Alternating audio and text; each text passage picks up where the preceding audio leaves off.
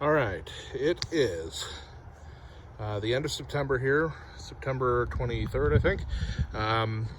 We are just officially now into fall, autumn. And I wanted to show what it is that I got going on here in my garden. I guess you call it a garden tour. Thing is, this garden is very much a work in progress. Not everything looks perfect. I'm trying to kind of get the most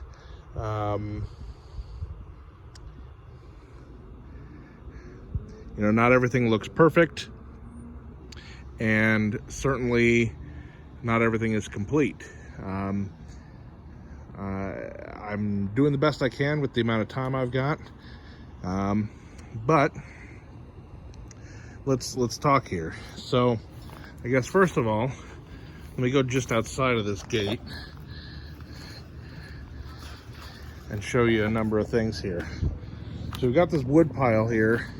This is the old fascia from my house, which I had replaced recently, and these new rain gutters installed go all the way down, and I had new rain gutters put on the front as well.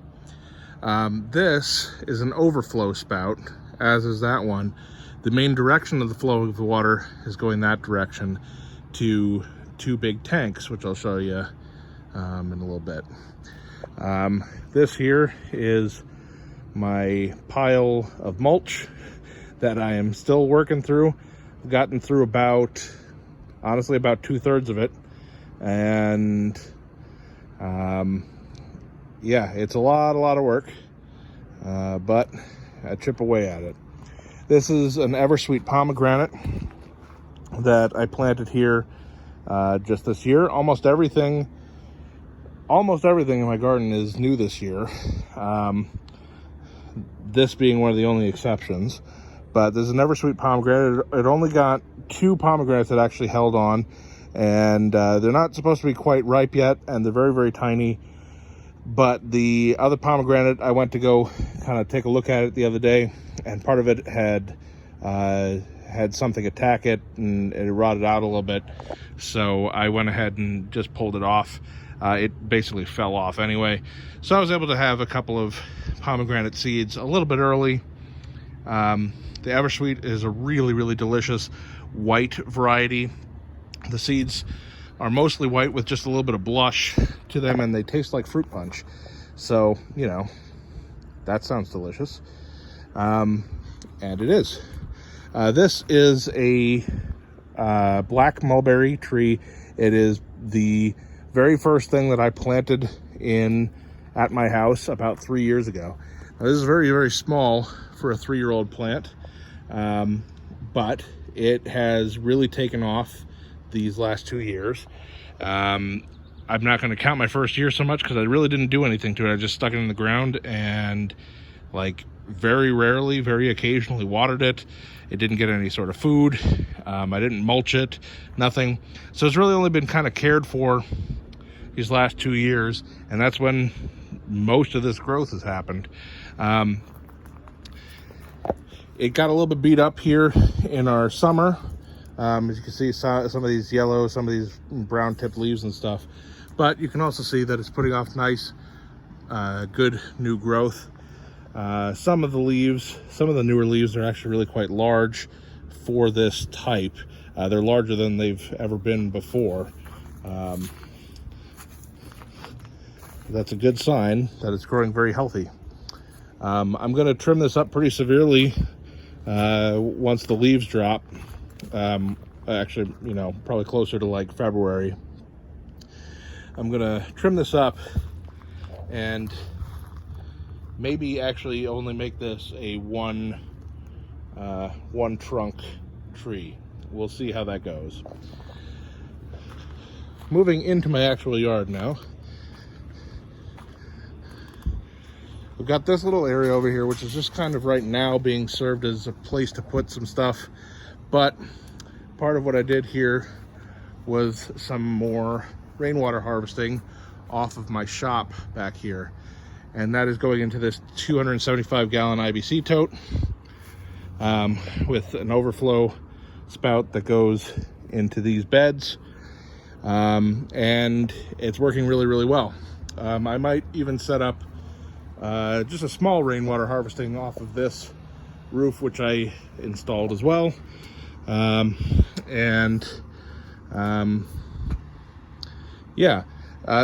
This may eventually become part of a chicken coop or rabbits, not really sure. But it had a rabbit in it at one point a couple of years ago. The rabbit unfortunately didn't make it for very long. I have no idea. I had no idea of the health history of it or anything like that. It was just given to me by a family member, and it didn't work out too well. But we may try again. Underneath there right now is where our desert tortoise, our Sonoran desert tortoise, has one of his little hiding spots. I don't think he's over there right now. I think he's actually hiding behind that guy right now. But that's where he likes to hang out during the day a lot of the time. This guy I just acquired is a red push pastiche. It is not a fruiting tree, but it's an excellent shade tree. Very, very drought tolerant here in Arizona 9B in Tucson. Grows very well here. It grows very fast here, and it will have a nice, huge canopy.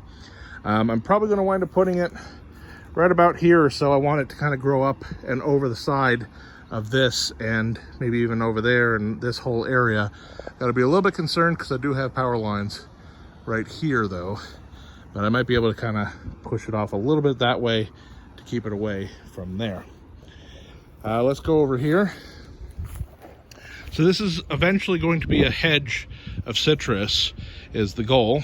This is a Washington Navel Orange. This is a Meyer Improved Lemon. And this is a Clementine Mandarin tree. They all got planted this year. They all have pushed out a lot of new growth. Only the Meyer Lemon actually hung on to fruit. It has 3 lemons on it. This guy right there got a little bit sunburned, but I think it'll be okay.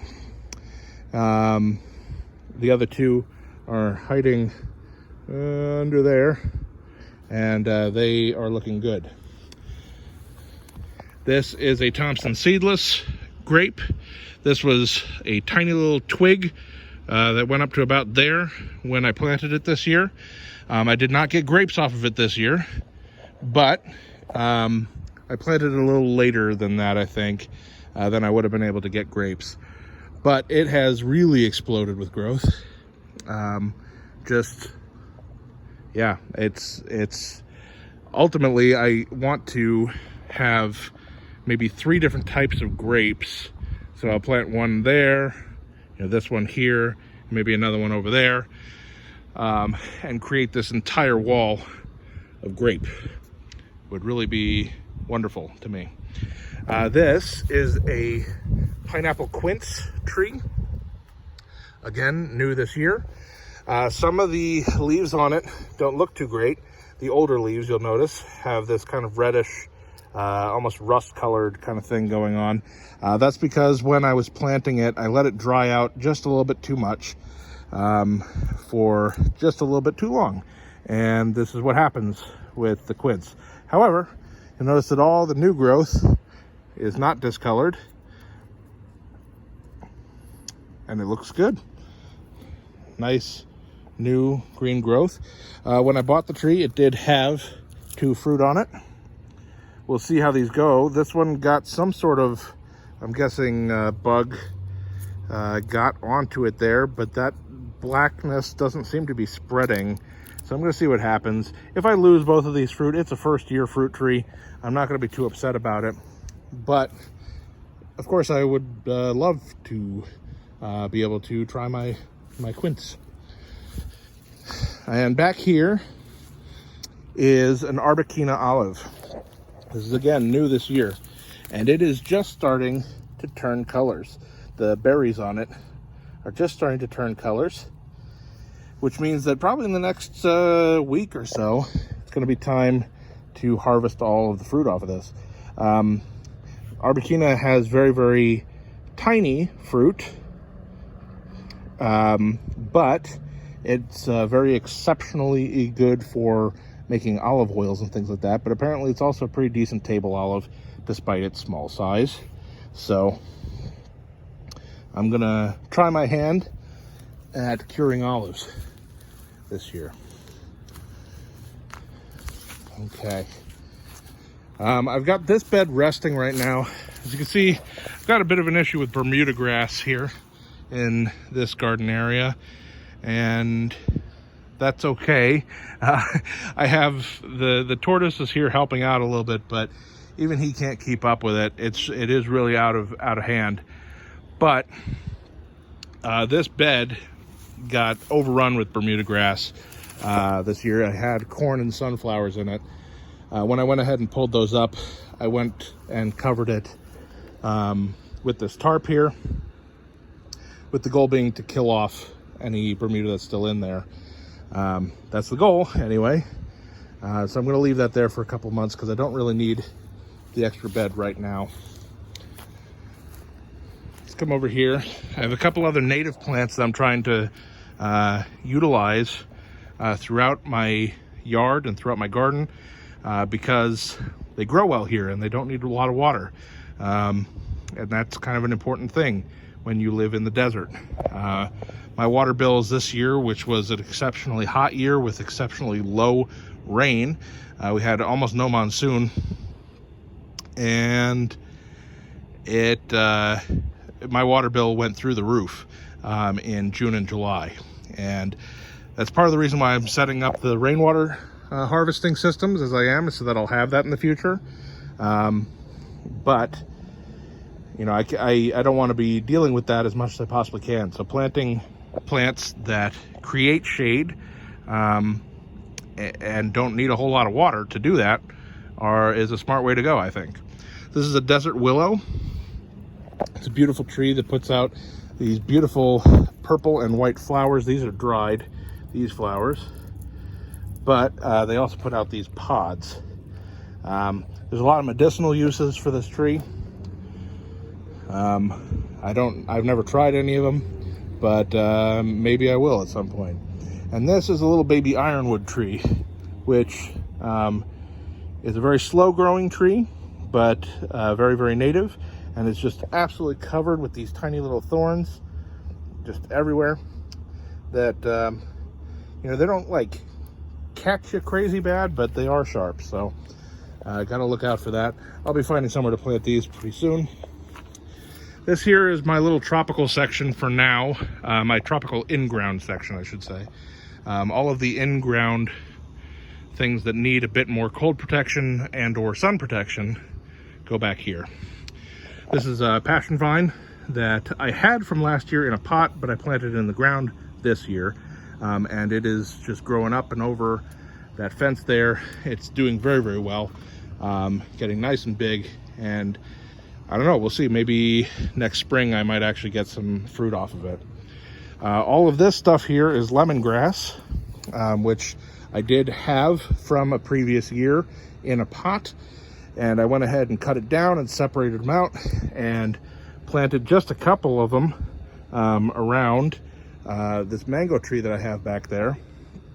And lo and behold, it has exploded, which is totally fine with me.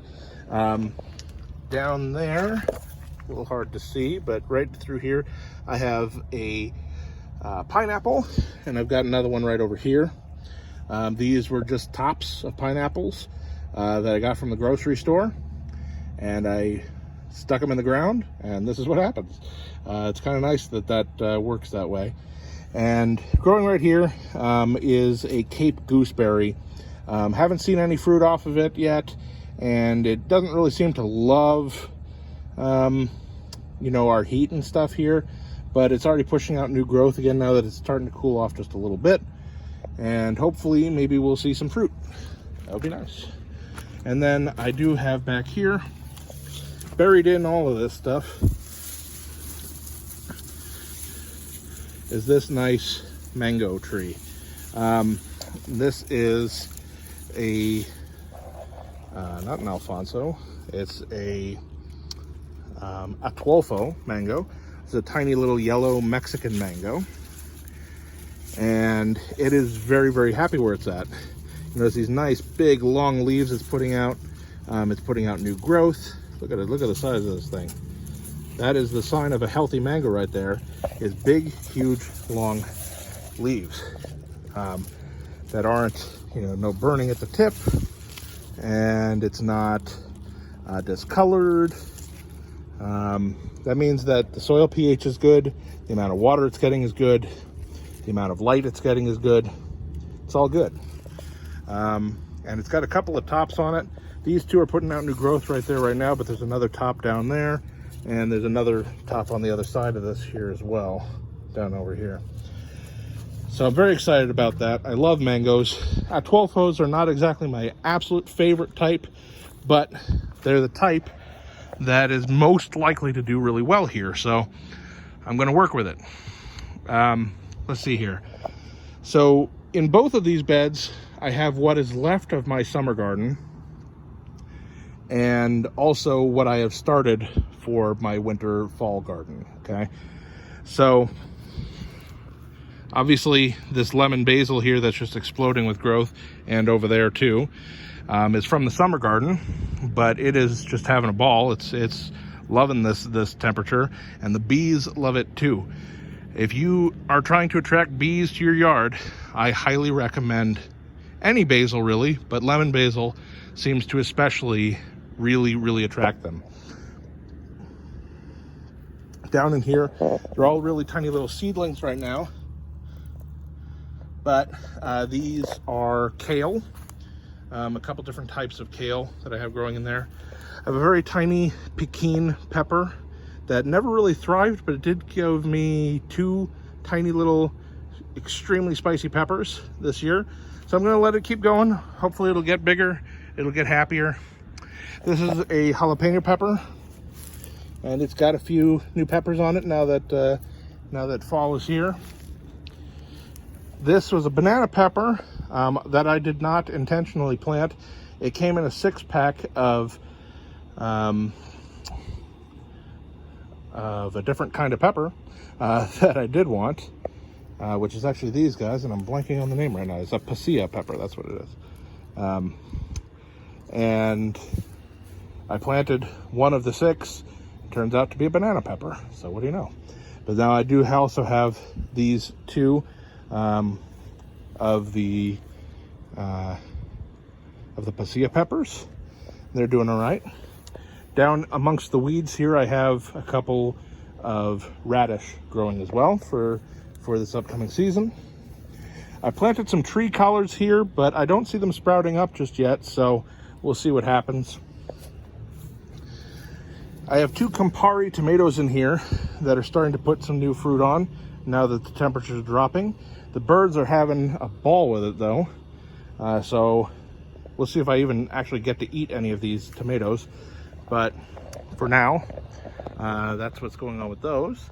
And this is some traditional Italian basil, that sweet basil that looks really good, really nice and healthy, that's just growing in with the tomatoes there.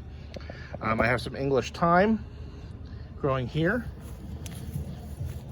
And then I also have, I believe that's some more collards that I threw in over there.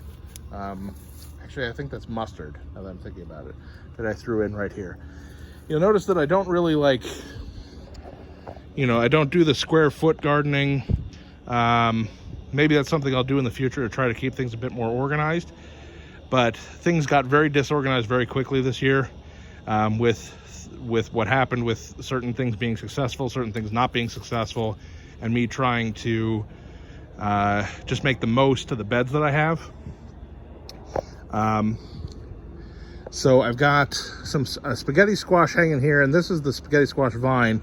I don't know if it's going to produce anything more though. It doesn't really seem all that happy.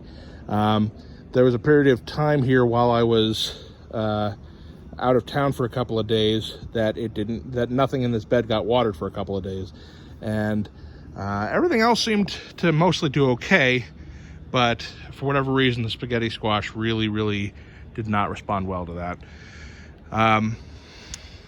I have a variety of different types of melons growing in here. I have some honeydew. I have some chamway melons, which is a Korean melon. And I also have a native Tohono O'odham melon that is growing. There's several different melons that I see growing, but it's a little tough actually for me to even tell you exactly which ones are which. They all look fairly similar, just in various different sizes. I already had a honeydew off of this trellis, and it was delicious. So we'll see how the other melons do.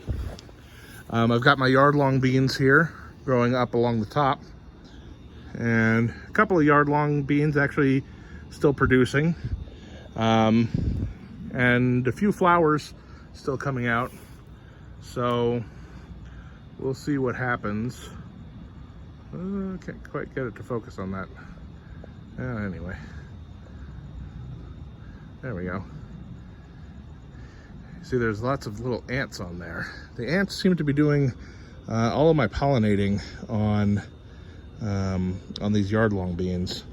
So I can't really argue with them being here. A lot of people try to kill off all their tiny ants. It's only the big ants that I seem to really have a problem with, the Texas leafcutters. They will destroy everything very quickly. I've got some okra growing right here. See, if, there we go. Looks like 2 stalks of okra, and it's pushing out new growth and lots of new little okras, which I'm happy about. I planted a salad mix of lettuce here, and it's 4 different types of lettuce that are in there. Some red varieties, some green varieties, and hopefully I'll get some really nice salad. All along this drip line here, all the way across, I got a variety of different kinds of beets growing. And so I'm really looking forward to that. And there's a little patch over here of bok choy. So we're gonna try our hand at that. I've never grown any of the cabbages here before. We'll see how it goes. This is something I'm building for the tortoise. This is basically going to wind up being his den. I need to cover it with about 6 to 8 inches of native dirt, which you can see I started. And that will be where he hibernates essentially for the winter, assuming that's where he chooses to go. I hope it is, because I spent some time and money on that, so we'll see. And I got more time and money to spend on it too, so. All right, I guess we can go through here, and then we'll wrap up the backyard for now. Okay. So this right here is a very old pomegranate tree. I've had it the entire time I've had this house, about 9 years. And it's never gotten any bigger than it is, never really gotten any smaller than it is. And I tried a couple years ago to get it to fruit a bit more. It does fruit. What it produces though are fairly small. And in my experience so far, it seems like it's almost like an ornamental. Well, this year I went, after not doing anything to it for the last several years, not watering it, not doing anything, not feeding it. This year we got an above ground pool, and I went to put the backwash hose right up against it. I figured I didn't really care if it died or if it stayed, so let's do a little experiment. Well, it's mixed results for sure, because what happened was all of these leaves, all these exterior leaves started turning brown and falling off and getting kind of this like nutrient burn kind of thing. But also it pushed out a ton of new, very green growth from the bottom and a bit at the top, and it produced pomegranates.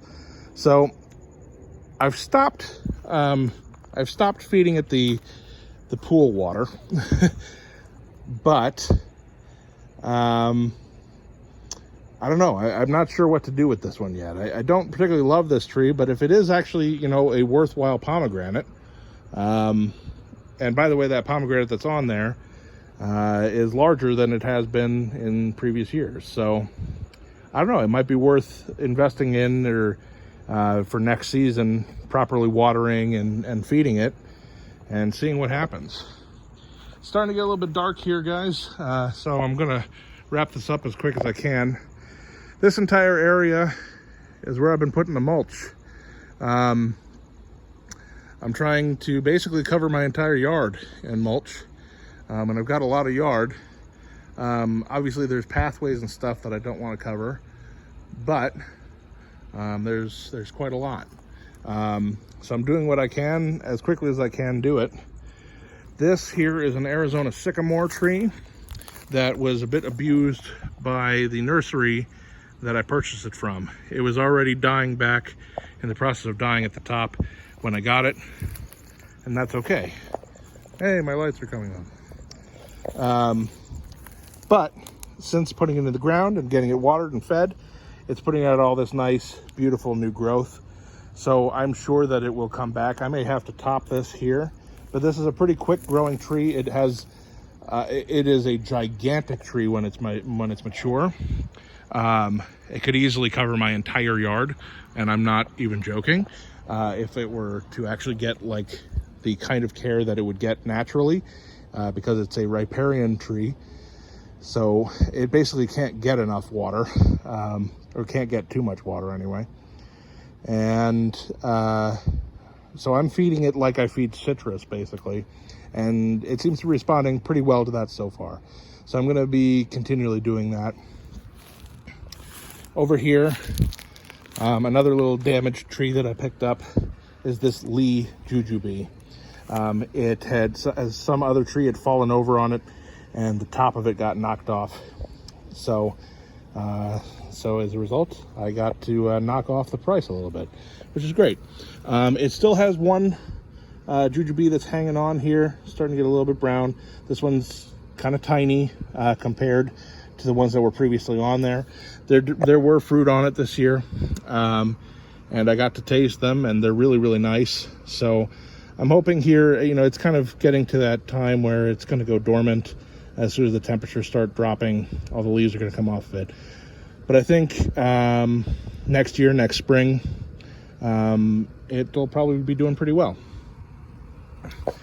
I'm not going to linger on this one too long. This used to be a lemon tree. This is all rootstock now.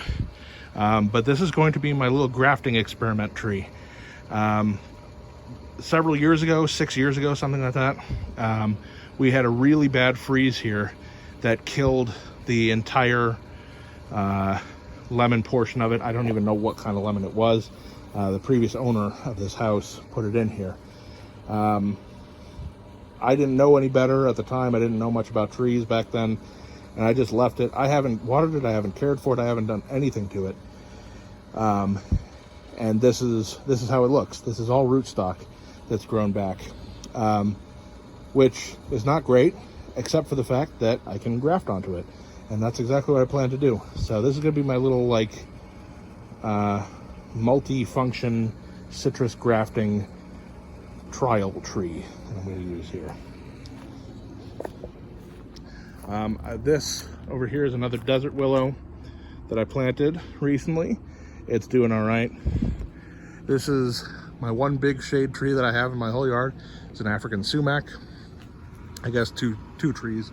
This is a nettle hackberry is what that's called right there.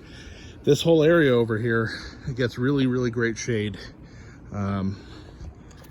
And that's because of this African sumac, but also because of my neighbor has this very old, very mature, I believe it's a Valencia orange tree, and this huge, huge mesquite tree growing over this whole area. So I'm going to try to utilize that to the best of my ability as I plant this all out. Just going back to the rainwater harvesting again briefly. This is the other side of it here, and it feeds getting kind of dark, so can't really see it all that well. But these two gigantic 1,500 gallon tanks, totaling actually 2,900 gallons of storage capability off of my roof. So, as you can see, the backyard and garden area are all works in progress.